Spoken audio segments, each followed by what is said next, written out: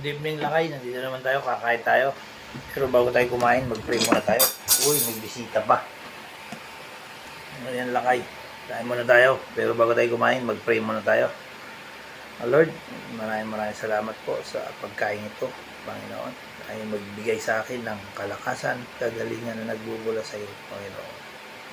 Salamat sa biyaya. Bigyan mo rin, Panginoon, yung mga walang pagkain sa pagkainan para sila yung makakain din, Panginoon. Muli, Panginoon, sa iyo ko na po ibinabalik ang walang papuri. Pasalamat sa pangalan ni Jesus. Amen. Ayan, kain na tayo. Ito, meron tayong sinabawan na bangos with dahon ng ampalaya. Ayan lang. Tapos, sinabawan natin. Hindi makita kasi may sabaw, baka matapon. Tapos kahit tayo, iangat ko na lang. Ayan o. Oh. Diba? Ito, para kita. O yan o. Oh. Simpleng ulam lang to, lakay. Pag maarte ka sa pagkain, wala. Kaya good luck sa lahat ng mga maarte sa pagkain.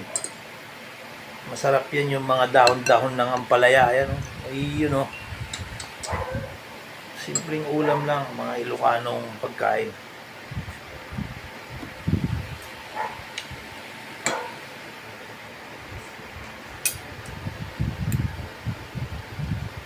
Ayan o. Mga hindi pa kumakain dyan, sabayan nyo na ako kumain. Hapunan.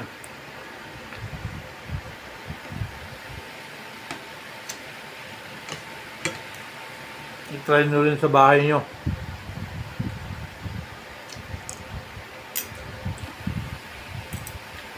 Ito ang ginawa ko.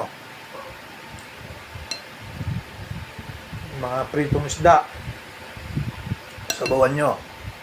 Lagyan nyo ng bagong na isda.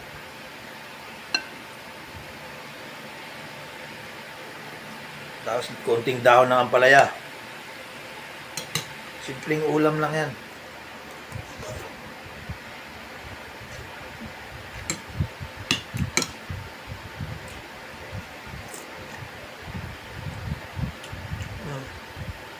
Bangus.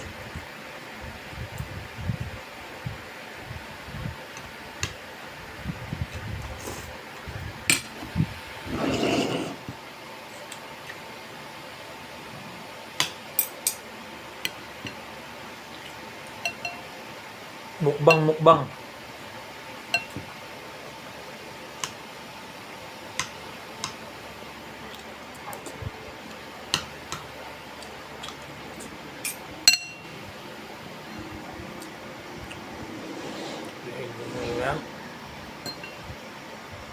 Ano? Yung palaya oh. May bunga pa, maliit.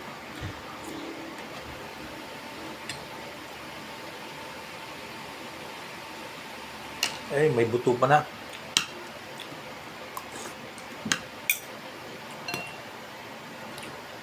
Ano?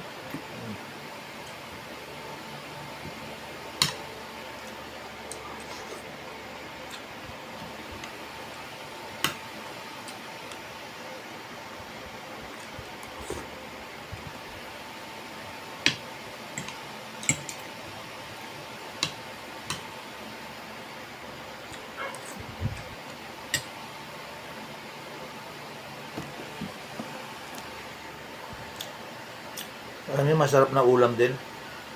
Yung labong. Ngayon, uso ang labong ngayon. Basta pag tag-ulan na yan, uso na ang labong. Masarap ngayon yung gano'n. Labong. Tapos may prito. Kaya inihaw na isda. Yun ang ipangsahog. Naku, nakapasarap nun.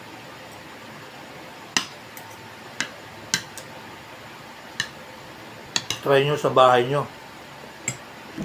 Dininding na labong with saluyot.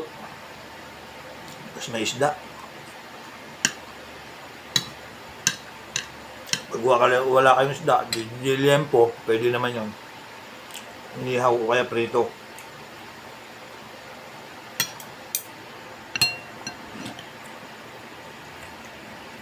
Tulad niya, no? Isda. Tapos ito, daon ng palaya, oh.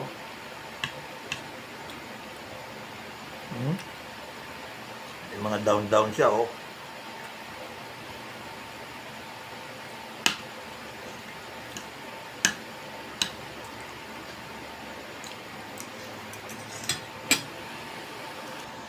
Ayan lakay.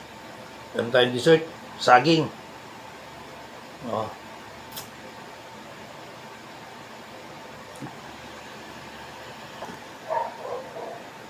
Ayan lakay. May saging tayo. Dessert natin. Saging.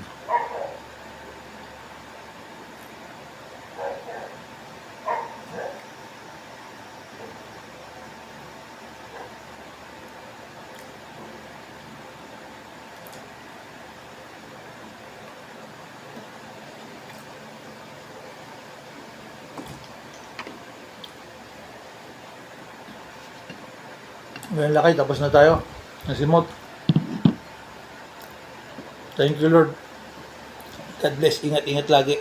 Adjourn.